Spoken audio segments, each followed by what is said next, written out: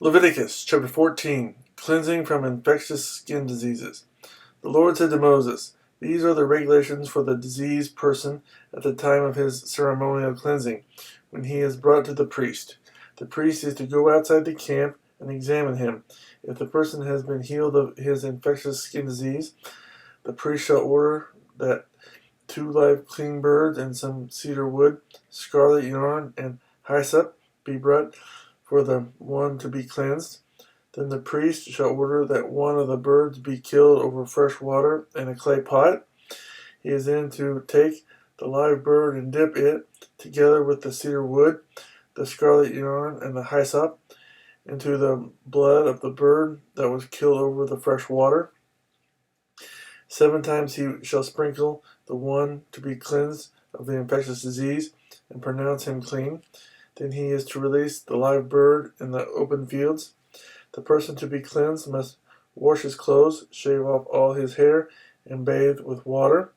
Then he will be ceremonially clean. After this he may come into the camp, but he must stay outside his tent for 7 days. On the 7th day he must shave off all his hair. He must shave his head, his beard, his eyebrows, and the rest of his hair. He must wash his clothes and bathe himself with water, and he will be clean. On the 8th day he must bring 2 male lambs and 1 ewe lamb, a year old, each without defect, along with 3/10 of an ephah of fine flour mixed with oil for a grain offering, and 1 log of oil. The priest who pronounces him clean shall present both the one to be cleansed and his offering before the Lord at the entrance to the tent of meeting. Then the priest is to take one of the male lambs and offer it as a guilt offering, along with a log of oil. He shall wave them before the Lord as a wave offering. He is to slaughter the lamb in the holy place, where the sin offering and the burnt offering are slaughtered. Like the sin offering, the guilt offering belongs to the priest. It is most holy. The priest is to take some of the blood of the guilt offering and put it on the lobe of the right ear of the one to be cleansed, on the thumb of his right hand, and on the big toe of his right foot. The priest shall then take some of the log of oil, pour it in the palm of his own left hand, dip his right forefinger into the oil in his palm, and with his finger sprinkle some of it before the Lord 7 times. The priest is to put some of the oil remaining in his palm on the lobe of the right ear of the one to be cleansed, on the thumb of his right hand, and on the big toe of his right foot, on top of the blood of the guilt offering. The rest of the oil in his palm the priest shall put on the head of the one to be cleansed, and make atonement for him before the Lord. Then the priest is to sacrifice the sin offering and make atonement for the one to be cleansed from his uncleanness. After that, the priest shall slaughter the burnt offering and offer it on the altar, together with the grain offering, and make atonement for him, and he will be clean. If, however, he is poor and cannot afford these, he must take 1 male lamb as a guilt offering to be waved to make atonement for him, together with 1/10 of an ephah of fine flour mixed with oil for a grain offering, a log of oil, and 2 doves or 2 young pigeons, which he can afford, one for a sin offering and the other for a burnt offering. On the 8th day he must bring them for his cleansing to the priest at the entrance to the tent of meeting before the Lord. The priest is to take the lamb for the guilt offering, together with the log of oil, and wave them before the Lord as a wave offering. He shall slaughter the lamb for the guilt offering, and take some of its blood, and put it on the lobe of the right ear of the one to be cleansed, on the thumb of his right hand, and on the big toe of his right foot. The priest is to pour some of the oil into the palm of his own left hand, and with his right forefinger sprinkle some of the oil from his palm 7 times before the Lord. Some of the oil in his palm he is to put on the same places he put the blood of the guilt offering, on the lobe of the right ear of the one to be cleansed, on the thumb of his right hand, and on the big toe of his right foot. The rest of the oil in his palm the priest shall put on the head of the one to be cleansed, to make atonement for him before the Lord.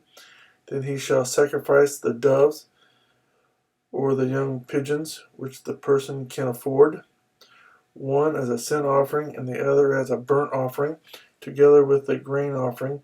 In this way the priest will make atonement before the Lord on behalf of the one to be cleansed.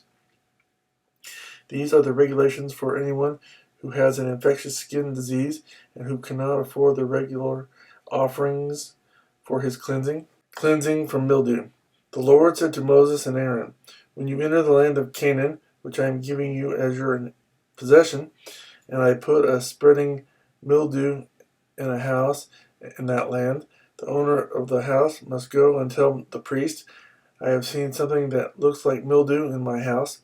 The priest is to order the house to be emptied before he goes in to examine the mildew, so that nothing in the house will be pronounced unclean. After this, the priest is to go in and inspect the house.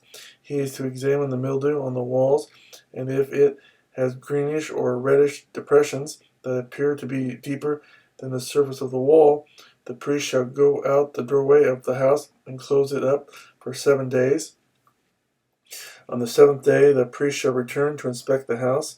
If the mildew has spread on the walls, he is to order that the contaminated stones be torn out and thrown into an unclean place outside the town. He must have all the inside walls of the house scraped, and the material that is scraped off dumped into an unclean place outside the town. Then they are to take other stones to replace these, and take new clay and plaster the house. If the mildew reappears in the house after the stones have been torn out and the house scraped and plastered, the priest is to go and examine it, and if the mildew has spread in the house, it is a destructive mildew. The house is unclean. It must be torn down, its stones, timbers, and all the plaster, and taken out of the town to an unclean place. Anyone who goes into the house while it is closed up will be unclean till evening. Anyone who sleeps or eats in the house must wash his clothes. But if the priest comes to examine it, and the mildew has not spread after the house has been plastered, he shall pronounce the house clean, because the mildew is gone. To purify the house, he is to take 2 birds and some cedar wood, scarlet yarn, and hyssop. He shall kill one of the birds over fresh water in a clay pot. Then he is to take the cedar wood, the hyssop, the scarlet yarn, and the live bird, dip them into the blood of the dead bird and the fresh water, and sprinkle the house 7 times. He shall purify the house with the bird's blood, the fresh water, the live bird, the cedar wood, the hyssop, and the scarlet yarn. Then he is to release the live bird in the open fields outside the town. In this way he will make atonement for the house, and it will be clean. These are the regulations for any infectious skin disease, for an itch, for mildew, in clothing or in a house, and for a swelling, a rash, or a bright spot, to determine when something is clean or unclean. These are the regulations for infectious skin diseases and mildew.